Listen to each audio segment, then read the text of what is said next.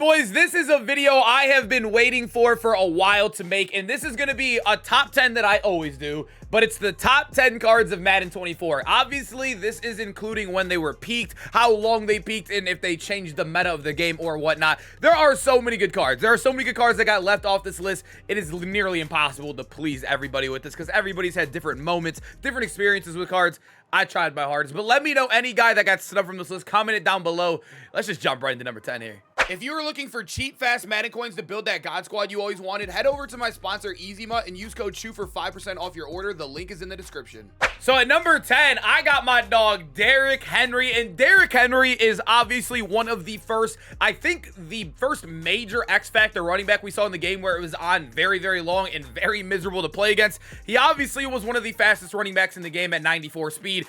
The one negative with him, though, is we play a very heavy juking Madden, and he wasn't able to juke. There was another guy in the game, Peyton Hillis, and the only reason, I think Peyton Hillis was a better running back. I think everybody thought Peyton Hillis was a better running back, but nobody had him. You never played against him. He didn't dominate the meta, so it's hard to include him on a list like this because you never saw him. I know I had him because I'm a big Browns fan, but like I said, I never played against him. I never seen any other people have him, but Derrick Henry was on every football field. He had the X factor, and I think to turn it back on, you had to get 2 touchdowns, and when there was no tackle supremes or anything, this dude was a monster. He fell forward all the time. The only negative is with him, though, is that literally, like, I think the only negative is that he couldn't juke. That was literally it, but Derrick Henry was a monster. I think he had to be here.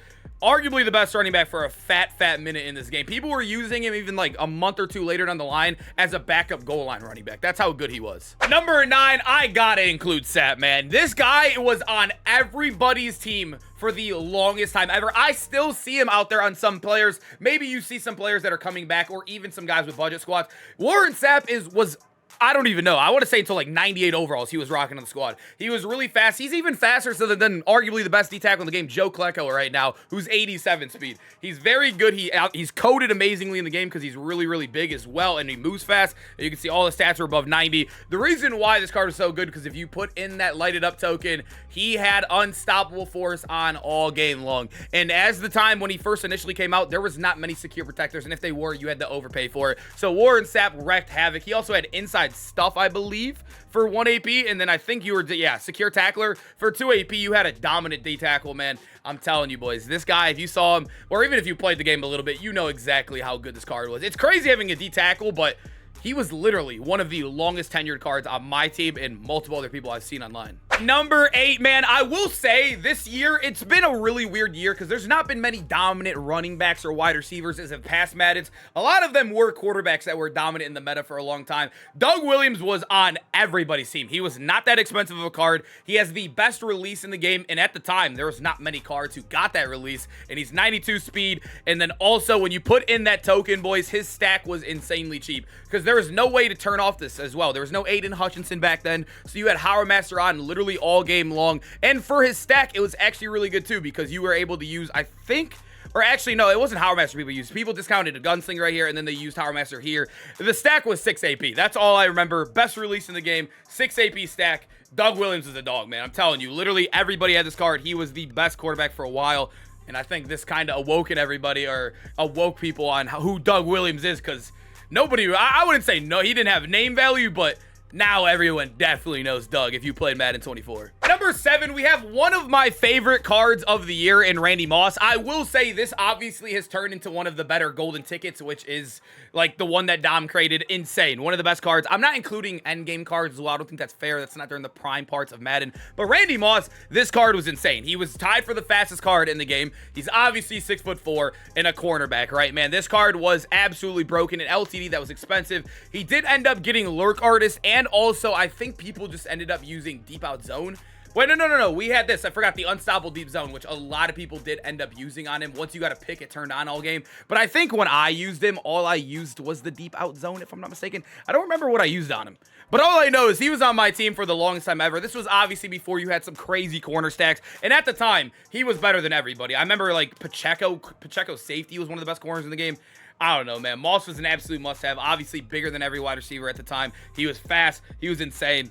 a must have. Number 6, like I said, I didn't want to include a lot of endgame cards, or F any, really, but Cam Chancellor was one of the first 99s in the game, and he also was the first card with 4 0 AP abilities, or 4 discounted ability buckets, to where he felt like he was the best card in the game by far, and his price tag definitely resembled that. He was 4 mil plus for the longest time. I remember I did a video on the full Legion of Boom, and the gameplay was like 5 mil, and he was all of it. He was basically the entire...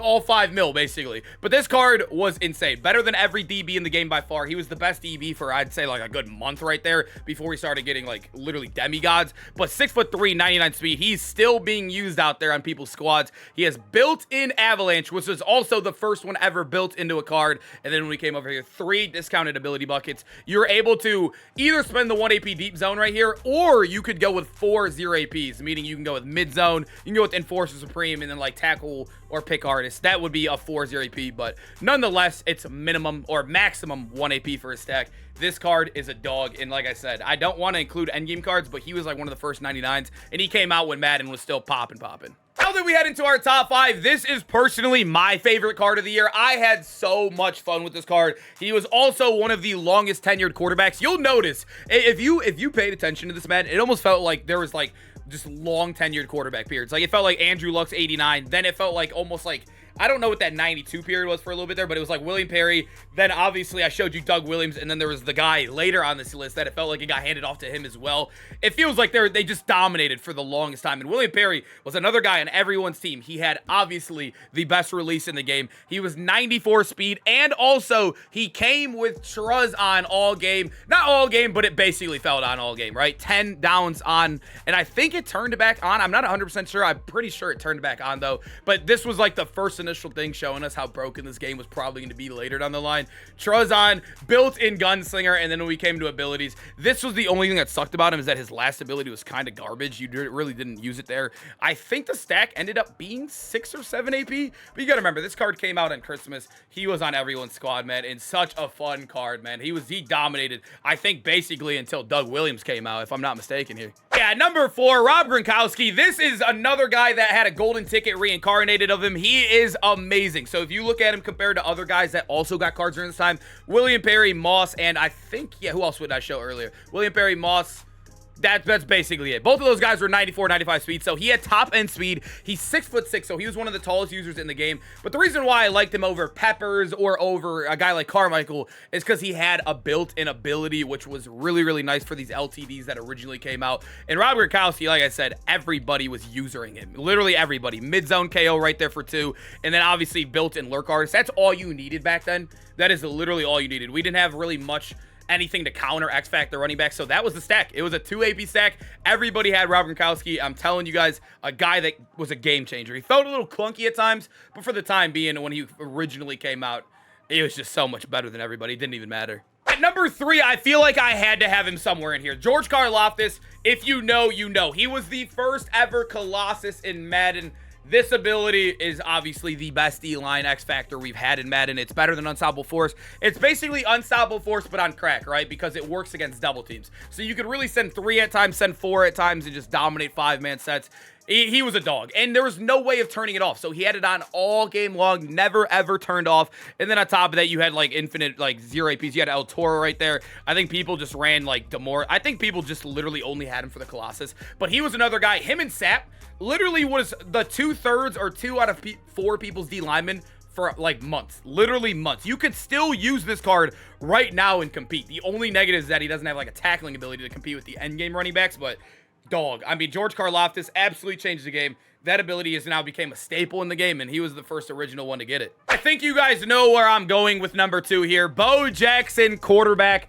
Like I said, there was kind of a tandem where it just felt like it was a meta quarterback, meta. So all the other like little guys, like when Kyler would get a card, just name literally any other card that got a card during this time. They all got washed away by the 3 quarterbacks on this list because it felt like a tandem just getting handed off to the top tier guys. And Bo Jackson was amazing, right? 98 speed, which was, I mean, you're basically 99 right there, right? And the Combine team was insane as well. So you basically had 99. And then you can know he has the best release in the game. There was nothing negative about him besides the 88 throw under pressure. But at the time, we didn't have under pressures. We didn't have, what am I looking for here? Like edge shred elites to really counter him. And his stack was also very, very good. And then on top of that, he had the X Factor Trust Combine, which means after 9 plays, it was on for the rest of the game, and there was no way to turn it off for the longest time.